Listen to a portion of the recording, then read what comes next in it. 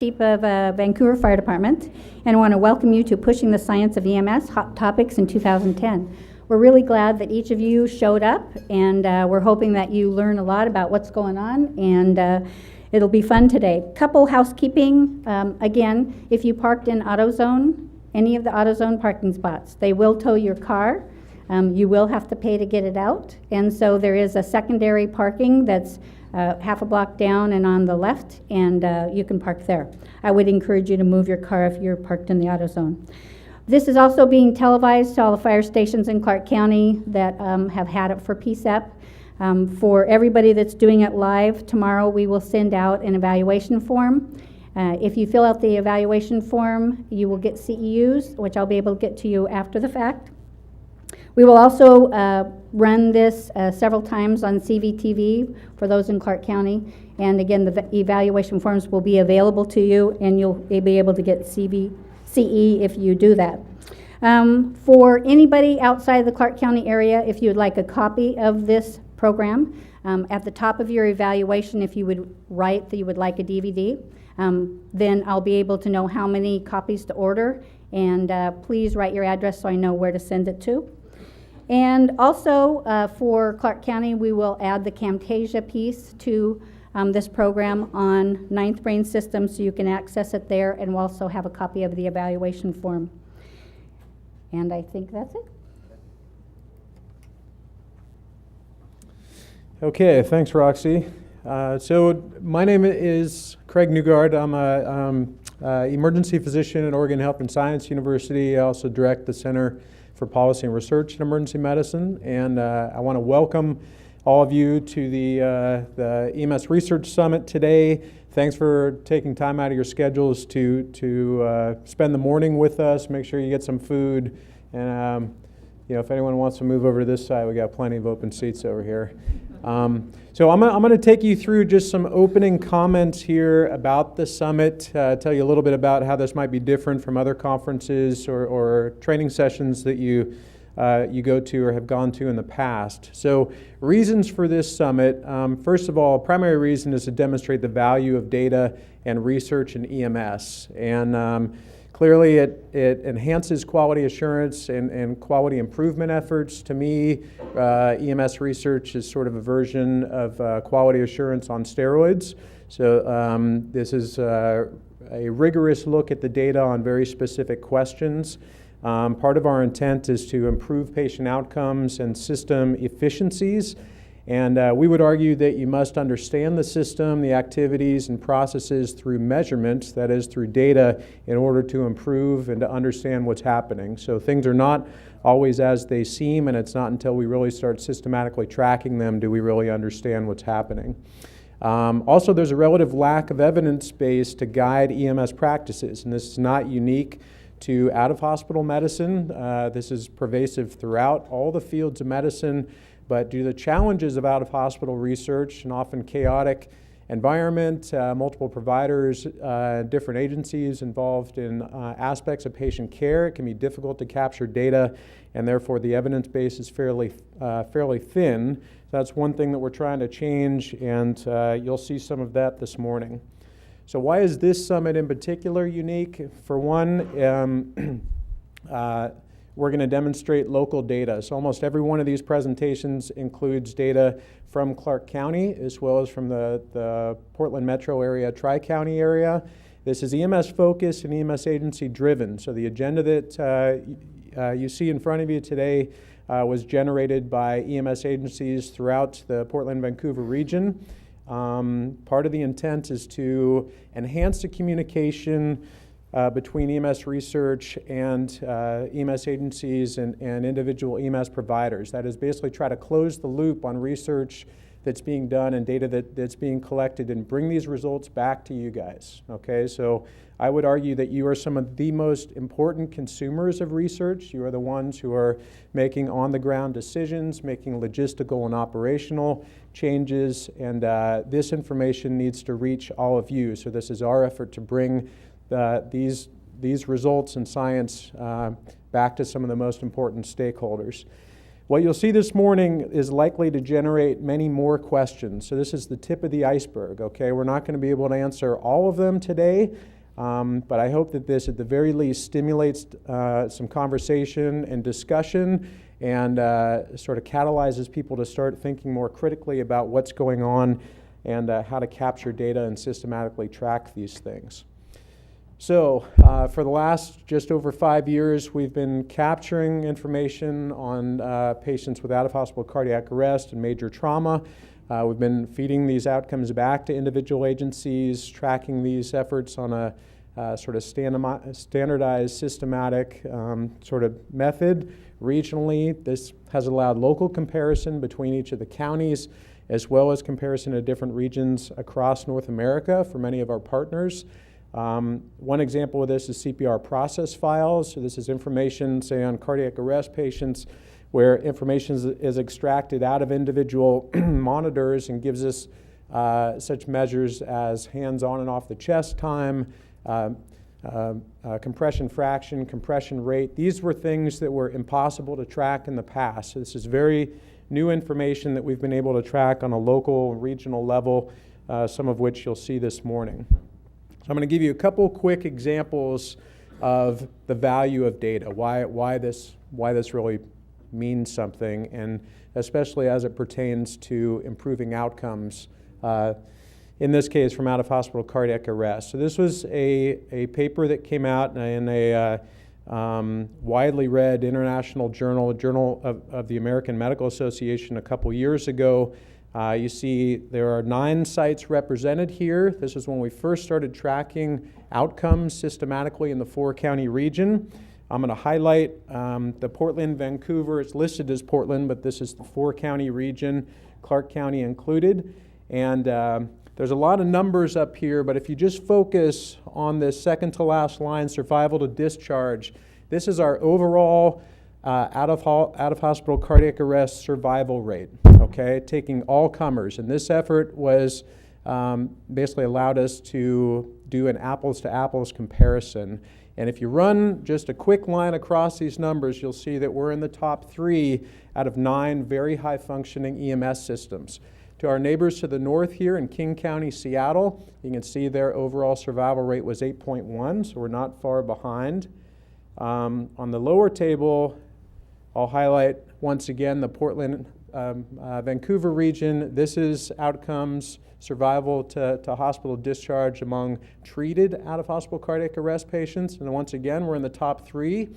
You can see that now the difference between us and our neighbors to the north is actually quite a bit larger. So 16% survival versus 10.5. So I want you guys to remember these two numbers, all right? This was our baseline, 6.5% total survival for all comers and 10.5 among those treated. So this slide represents our local data. This is the 4-county cardiac arrest survival rates over time over the last 5 years. And the red here represents all comers, so all out-of-hospital cardiac arrest, regardless of whether or not they were treated. Green represents survival among those treated with cardiac arrest. And what we can see, there's some fluctuation in the first couple years. This was as we were improving our efforts to track these patients, systematically collect not only patient data, but also to track outcomes. So we basically started here 6.5%, and then among those treated, 10.5%. And we can see over the last couple years, our survival rate has in fact risen. And these are best fit curves that at least from our most recent year, 2010, we've gone from 6.5 to 8.5% survival to hospital discharge among all comers, and 10.5 to just over 14% for those treated. So what do these numbers mean? These are still relatively small numbers. Just to put it in perspective, for our system, for every 1% increase in survival to hospital discharge among all-comer cardiac arrest, this represents a net gain of 20 lives saved per year. Okay, that is people that would have died the previous year that are now alive because of these efforts. So There's likely multiple reasons for this improvement in survival, but I would argue that one of the biggest drivers for this is simply shining a light on this topic and focusing our efforts to systematically track these patients and their outcomes.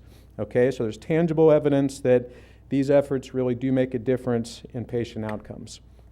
So the plan for this morning, we're going to focus on two content areas. One is cardiac arrest and the other is trauma. General ground rules for the sessions. Most of these sessions are total duration 15 minutes. There'll be 10 minutes for the presentation, 5 minutes for questions.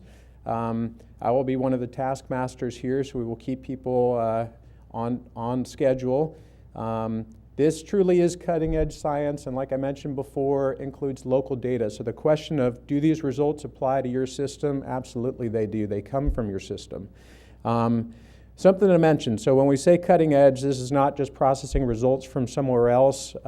This is processing results locally, and this is science that, for most of these, have not yet been published. So what we're going to show you this morning is for internal consumption only. Most of the medical journals have very strict criteria for embargo dates, basically when this can be released. So what we're going to show you this morning is not for redistribution or publication, at least for now. As these publications come out, we can make the slide sets available, get the papers to anyone who wants them. There will be a webcast, and as I mentioned, anyone who's interested, for those results that have been published, we can get those out to you. Evals and feedback, Roxy already mentioned this, but we value your feedback. This is the third year that we've done the EMS Research Summit. The previous 2 years have been in Portland, so this is the first time we're doing a separate session in Clark County, and this is for you, okay? So if you guys want to see this continued in future years, if you think it's useful, if you'd like to see other topics covered, other specific research questions, please fill those out in the feedback, and we'll process those and integrate those into future years.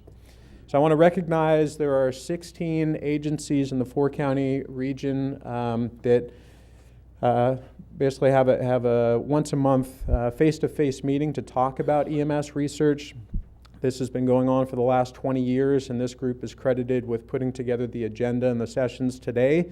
There's also our 3 local trauma centers, the state EMS and trauma offices, and multiple other folks involved. So I want to recognize their efforts. Our local research network includes OHSU research staff and team, many of whom are here this morning, so I want to recognize individually many people of our team without which this summit would not be possible. So John Stouffer, Denise Griffiths, Dana Zive, Mike Camp, all of our speakers here. I'm not sure if I'm missing anyone else locally, Lynn Whitwer, Mark Muir, Roxy Barnes, everyone else that helped to put this session together and make this possible. Thanks very much for your efforts. Our hospital partners as well, the EMS and Trauma Systems Office, and then as you'll see, there's going to be data not just from our site, but comparing to multiple other EMS systems across North America, 14 in total. So there's grant support from several outside agencies that made this research possible as well. And finally, I want to make sure I acknowledge the NIH. They are the ones that helped sponsor this summit. So the breakfast this morning, all the agenda, printed materials, other things have been supported by the NIH. We greatly thank them for their support. The EMS agencies, personnel, and leadership for taking time out of their schedule and supporting EMS research, EMS Scientific Review Committee, and of course the speakers and all of you attending the conference. With that, we are going to move into the first presentation. I'd like to introduce Dr. Mo Daya, who's one of the faculty at OHSU, and Division Chief Roxy Barnes, who will co-present on our ROC primed results. I will also say, just for the format this morning, many of these sessions have 2 people presenting. We've tried to set this up so there's one sort of technical presenter to go through the details of each study, and then a EMS discussant to sort of put this in perspective, help interpret the results, what they think the applications are to field providers and individual agencies. And I'm sorry, but it takes me a few minutes to change this over.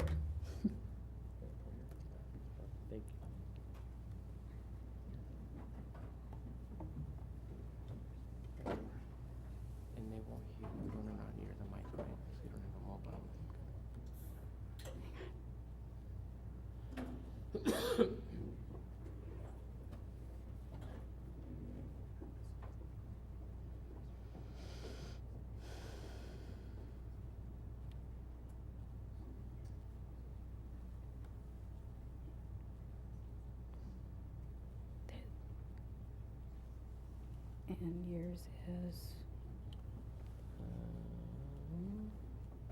No, the prime one.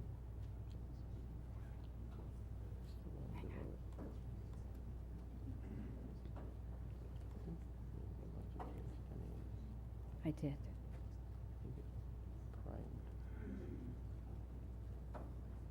Okay.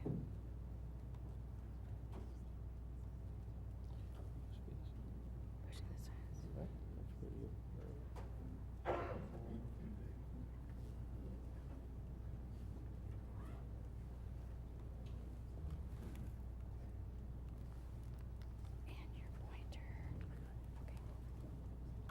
How do you move slides forward? This is, yeah, either there or. Well, good morning. How many of you participated in the ROC Prime trial and entered patients in that study, which was wonderful? So a few hands up. Well, thank you very much. And for the first time, I'd like to take the opportunity to work with Chief Barnes to actually present to you the results of the study. As Dr. Newgard mentioned, these are not published yet. They're actually being submitted to the New England Journal of Medicine, and so the material that's up here is confidential, but since you participated in the study, the results have been previously presented at the American Heart Meeting. We have approval to go ahead and present to you today, so hopefully you'll be excited about these results. To remind you, ROC is a group of communities across the United States and Canada that's come together to actually conduct EMS research.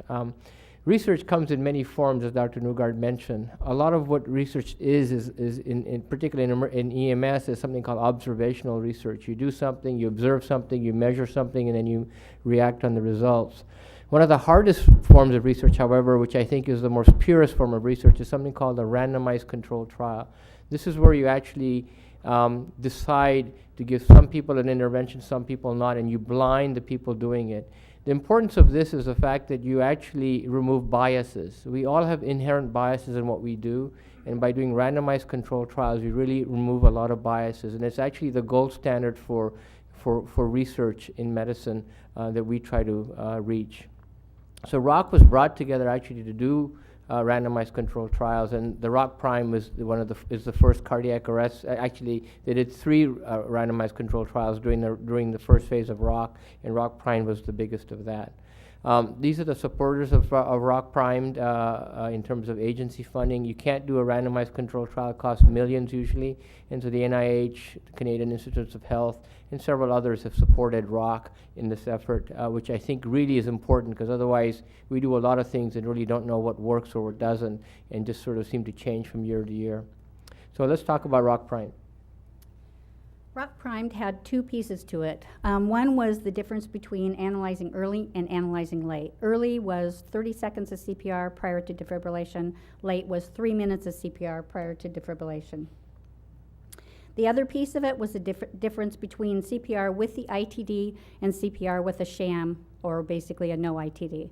And the intent was, did the ITD help make CPR better? And so that's the piece that we were looking for. In looking at analyze late versus early, there was a study that was done that was an animal study, and it showed that having 3 minutes of CPR prior to defibrillation had great outcomes. So the ROC Consortium wanted to look at the fact as to whether in humans it would be the same. What we do know is not everything that we do in animal studies computes out the same in humans. So that was one of the reasons that we did that. And the background is the Heart Association had in their International Liaison Committee on Resuscitation Guidelines recommended that we provide 2 minutes of CPR before cardiac rhythm analysis. And in the 2000 guidelines, they went into the fact that we had insufficient evidence to determine if 1.5 to 3 minutes of CPR should be provided. One of the things they did find out is when we have a heart that's full of blood, meaning CPR has not been started, we're not able to defibrillate the heart out of the fib when the heart is full of blood. So that's part of the process, having an empty heart initially, and being able to move the blood through. So the later analysis supported some clinical trials showed longer was better, some showed not so good, so we're in the opportunity where we have the ability to, they can't figure out which part to do, and that was part of what we were doing for the study. So the concept of CPR before defibrillation comes from this concept of priming the pump, or the so-called three-phase model of CPR. The idea is that if you let VF go long enough, it'll actually deteriorate into a pretty fine VF, which is much harder to come out from. And that if you don't do some CPR, you'll actually make the VF more coarse and make it more amenable to shock. It may also have to do with the fact that when you do CPR, you make, because you empty the heart, you make defibrillation more effective, as Chief Barnes just pointed out. So the objective of the ROC Prime study was to essentially look at the a two-arm strategy in the analyzed early, analyzed late. We were going to compare outcomes, basically looking at people who got analyzed early. They got a little bit of CPR and then a quick analysis, versus a prolonged period of CPR called analyzed later and then analysis. And at the same time, the ITD study was being run, which we'll talk about subsequently. You don't need to really worry about the methods, but basically, as you know, those of you who took part in the analyzed early, analyzed late portion, you were cluster randomized. It meant for a period of time you did one strategy, either analyzed early, then you switched over to another strategy, then you sometimes had to switch back over. And this was to sort of keep you on one strategy for a period of time until we collected enough cases. 150 agencies across ROC in North America participated, and the entry criteria for this study was you had to be over 18, a non-traumatic cardiac arrest, and you had to at least get some defibrillation and chest compression. Excluded, importantly, were EMS witnessed, as well as obvious DNRs, and then anybody with non-ROC who's not involved with ROC. All these studies are done under something called exception from informed consent. When you do a cardiac arrest study, you can't really ask for informed consent. It's really impractical. And so you have to go through a process that the FDA requires you, where you have to notify the community, consult the community, and the IRBs have to approve it. The IRBs are the Research Ethics Board, both for the community and for the hospitals that have to approve it. So it takes quite a while, and that's why it took about 6 to 8 months just to get the study started in our area. So this was a cluster randomization, 30+ seconds of CPR, followed by analysis, versus 3 minutes of CPR, followed by analysis. The primary outcome was a survival to discharge from the hospital with a modified Rankin score of less than 3. Secondary outcomes were survival to discharge, just overall survival, survival to hospital admission, and then also what we call return of spontaneous circulation on arrival at the ED. Now, I'll just briefly talk about the modified Rankin scale. The modified Rankin scale is how you determine someone's functional survival. There are two scores that are used. One is another score that's called the CPC score. The CPC score has been used in cardiac arrest, but the MRS score, or the modified Rankin, has been used by neurologists in stroke research, and that's why it was used this time. It's been validated. These scores suggest that they give you a good sense of functional outcome. So anything less than 3. 3 is, as you can note here, is moderate disability requiring some help but able to walk without assistance. Anything less than 3 was considered a good outcome. Anything worse than 3 was considered a bad outcome in this study. If you look at a randomized controlled trial, the first table you would like to look at is a comparison of the two arms. Were you able to get pretty even numbers of patients looking about the same in both arms? And this is the so-called baseline or pre-randomization characteristics. As you can see in this study, in this slide, the groups are pretty comparable. They match what we typically know, that your average patient who has cardiac arrest is a male. It's going to be in the late 60s, 65 to 70s, what you're going to see. You can see the ages were almost exactly the same. They had similar public location. Bystander witness was about the same in both groups, as was bystander CPR rates. The dispatch to EMS, dispatch to ALS was very similar, and then in the entire consortium, almost everybody got ALS care at some point, so 96, 97%.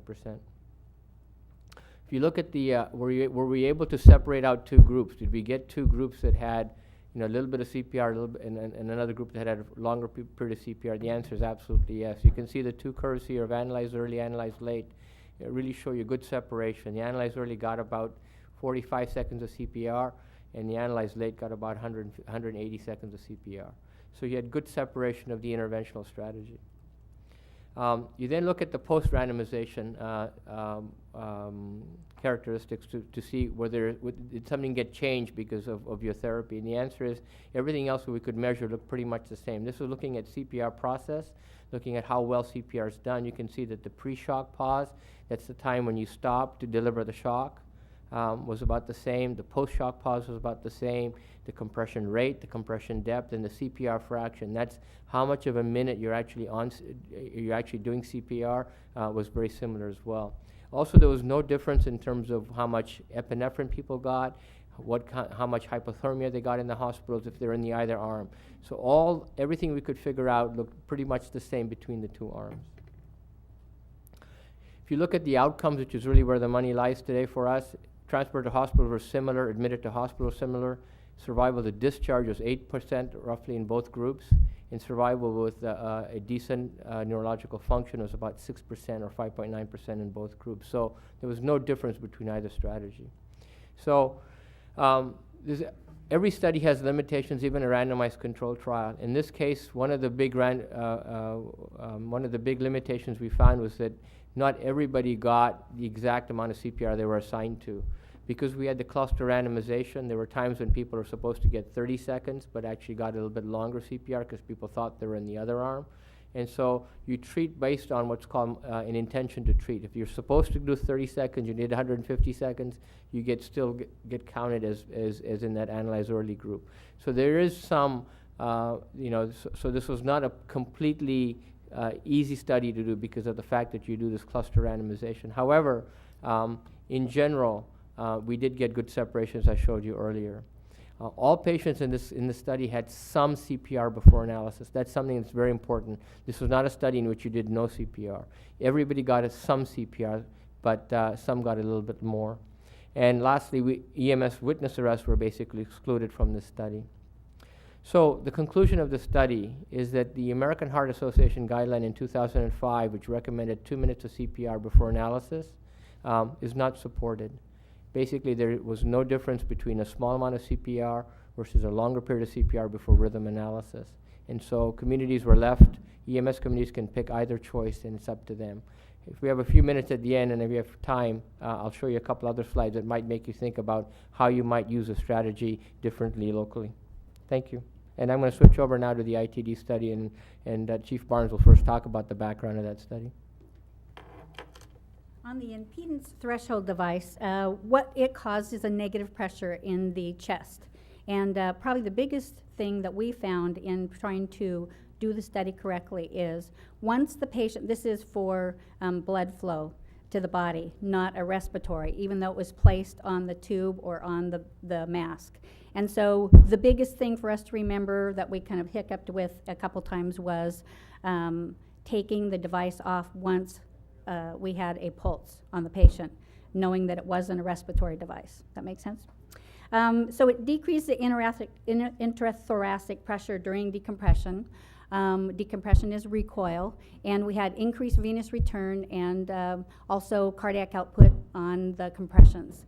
The ITD was to decrease intracranial pressure and increase the blood flow to the brain. And on a meta-analysis in 2008, Cabrini and al. Showed that return of spontaneous circulation and short-term survival with this device. In 2010, you'll notice that the Heart Association put out their take on it, that it may be considered, if it's presented by trained personnel, and in the adult out-of-hospital cardiac arrest. It's a class 2B, which if you remember how they document theirs, 2A is probably helpful, 2B is possibly helpful, and so just kind of keep that in mind as you kind of look through that. They give you those ways to think. So again, the ITD is a device that has some human data, some strong animal data, that it improves both CPR effectiveness and also blood flow to the brain. And that's why people have been looking at the ITD. After the 2005 guidelines, a number of EMS systems, a number of hospitals actually went ahead and implemented the ITD into their routine CPR practice. So that's something that that a lot of communities were doing. The ITD costs $100, so it's not an insignificant cost per resuscitation. So you have to think about that. Despite it being used in many places, there was no evidence at that point that actually you had. There was no randomized controlled trial in a large population with neurologically intact survival showing that you had good outcomes. So that was the purpose of the ROC primed ITD portion of the study. So basically, those of you, again, took part in this, you had a valve, you didn't know it was real or sham, and the idea was to put it on, first on the face mask, followed by moving it to the advanced airway, and CPR was done with the ITD or without, or with a sham ITD. And the outcome was very similar, again, a modified ranking score of less than 3. Again, if we look at the results here, you can see that the pre-randomization characteristics are very, very similar. The groups look pretty much the same. Those who got the sham valve, the ones who got the ITD valve. Again, this is what you want to see in a randomized controlled trial. If you look at the post-randomization characteristics as well, again, you can see that the ITD arrived in about 4 minutes on average, and that the percentage of times it was there within 5 minutes was very similar. You can see that the presenting rhythms were very, very similar between the two groups as well. 1% difference is probably acceptable. And so there was very, the groups looked pretty much the same, except one got a sham valve, one got a real valve. If you look at the outcome here, again, you can see that the survival with a discharge was 8.2%, but when you look at the neurological function, it was 6% versus 5.8%, which is not significant at a p-value of 0.61. So there was no difference in outcome between the sham versus the ITD valve in this study. This study was, again, like any study, there's some limitations. When you have a partial factorial study, basically that means that you have two studies going on simultaneously. That often creates issues because you can have an interaction between the two studies that didn't seem to occur here from what we could tell, but that's a concern that people have. The other limitation is that the ITD was to be applied within 5 minutes of arrival of the ITD carrying unit. That occurred in about 61% of the time. In many cases, the ITD application was delayed for several minutes, and it didn't get applied until closer to the 9-minute mark. As I talk about the next study shortly, you'll see why that becomes perhaps of importance. So in this study, basically the conclusion was that the ITD, when added to standard CPR, did not improve functional survival from cardiac arrest. And therefore, its routine use was not supported by this study. Questions? Sir? I'm still trying to get an understanding. What exactly does the ITD do? So the ITD basically, when you compress the chest, you empty the heart. When you decompress the chest, you basically create a vacuum in your lungs that sucks blood back from your lower legs and from the other tissues to fill the heart, so with the next compression you have blood to push forward. What the ITD is basically, by blocking the airway, it enhances during just one phase, the decompression phase of CPR. It allows you to suck more blood back into the heart. That's roughly what it does. Good question. Anyone else? So many of you have seen the data out there that a lot of systems have actually gone forward and actually implemented the ITD. I think that I'm not sure today that those systems and they implemented it in an observational basis. So they had some survivors, and then they added the ITD, and they had more survivors, and they claimed that the ITD was the reason that they had more survivors. As you can see, just by shining a light on a problem like Dr. Newgard showed you, you can improve survival. Maybe the ITD had nothing to do with it. Maybe it was all due to the fact we were shining a light. I promised you I would tell you a little bit about what to do with CPR. This is some post hoc analysis. This is not stuff that was done ahead of the study, but the idea behind this was to actually look at that CPR phase. And in this study, these two graphs, what they actually looked at was the actual time to analysis with or without bystander CPR. So if there was bystander CPR, it showed that if you actually did no analysis or very little CPR and went right to analysis, you actually had much better outcome as opposed to in VF, as opposed to patients who had no bystander CPR. So it suggests that maybe our strategy should be to think about bystander CPR as a factor in determining whether we should do a period of CPR or not. If there's good bystander CPR going on, you can probably go to analysis right away.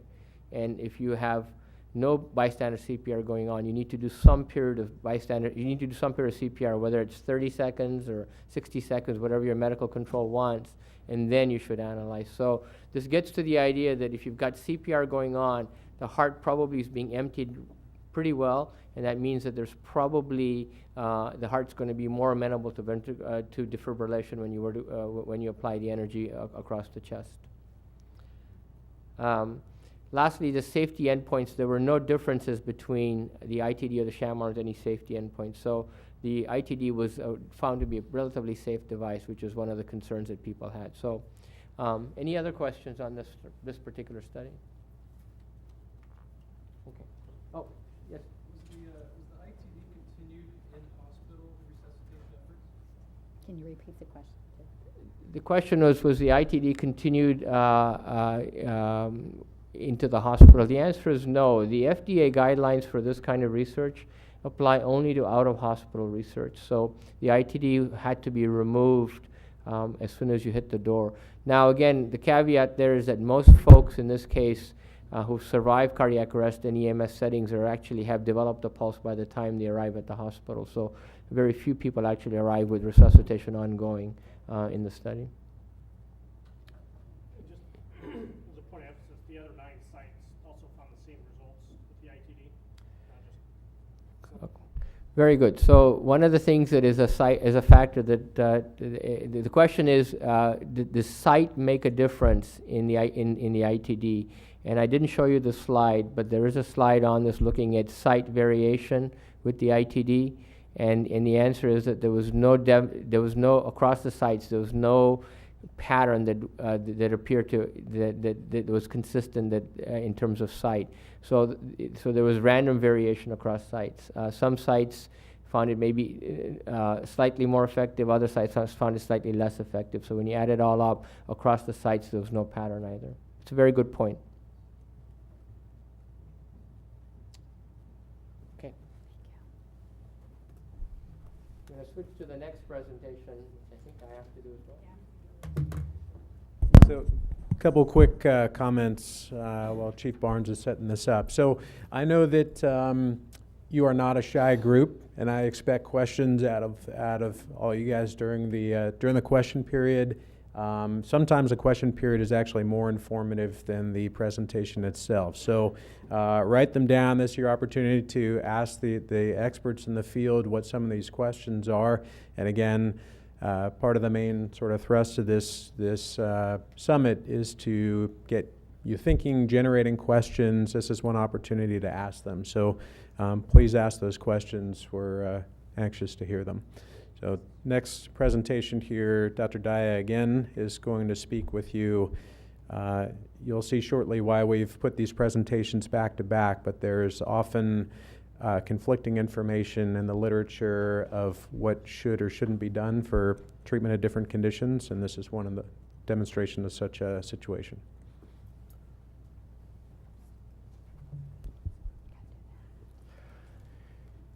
Okay.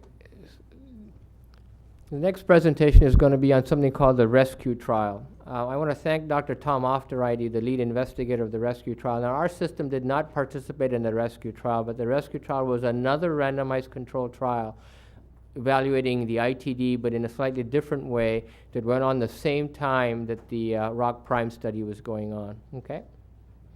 So, the RESCUE trial looked at something called active decompression CPR, active compression decompression CPR, ACD CPR. ACD CPR basically uses a handheld suction device to compress and then actively decompress the chest. It's basically like a plunger. And in fact, the story behind this actually goes back to a survival from cardiac arrest that occurred in San Francisco General probably 20 years ago due to the use of a plunger. And that's where the active compression decompression developed. In a Cochrane review in 2010, when they looked at this, they found that at least in that, just using this ACD CPR alone, they were not able to find a difference in survival between standard CPR versus active compression decompression CPR. And therefore, in 2010, the American Heart Association concluded there was insufficient evidence to recommend its use routinely in cardiac arrest. We already talked about the ITD and how the ITD works. Now, the question is, what about the combination of the two? What about ACD CPR plus the ITD? So you get active decompression using a plunger, and you add the ITD. This has actually been shown in animal models and human models to actually improve CPR hemodynamics, including something called the CPP. This graph here that you can see shows very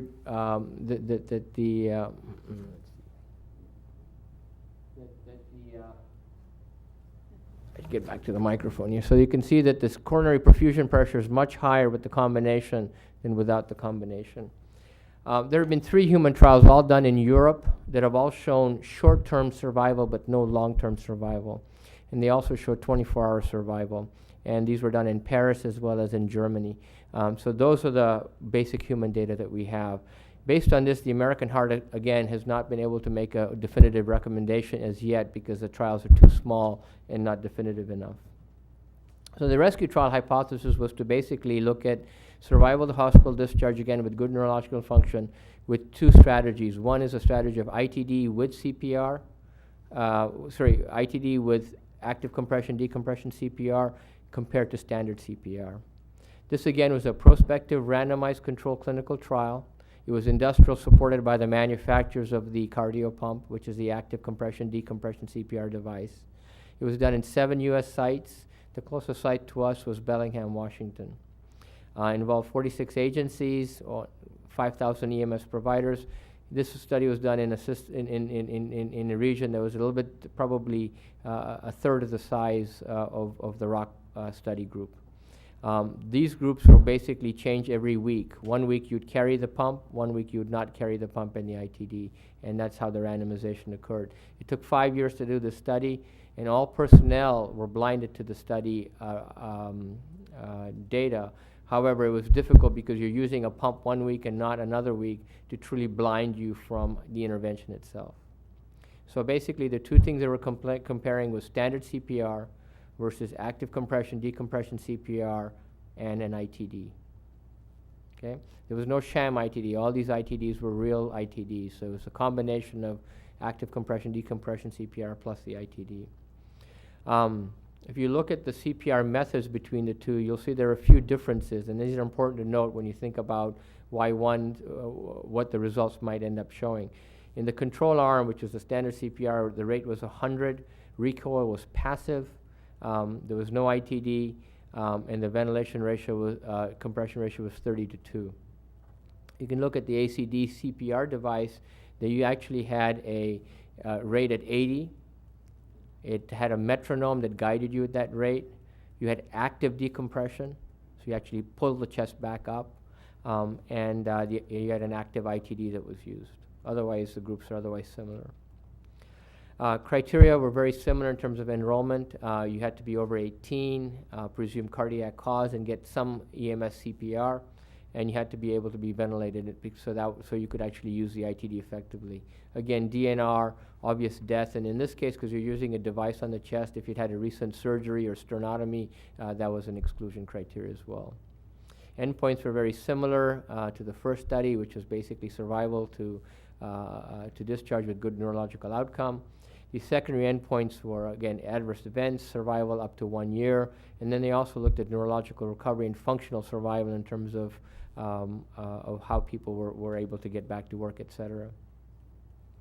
Again, you look at the results of the study, baseline characteristics. You can see the age is very similar. Again, the percentage of males is very similar. Witness arrest is very similar. Bystander CPR and 911 to EMS CPR is very similar.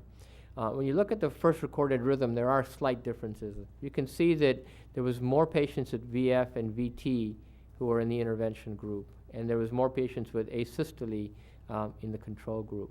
Now, when you randomize in a trial, you can't necessarily always presume that the randomization is going to work perfectly, which is why people look at this data, like as you can see on this slide. And what this tells you is that you got to think about this when you're looking at the results.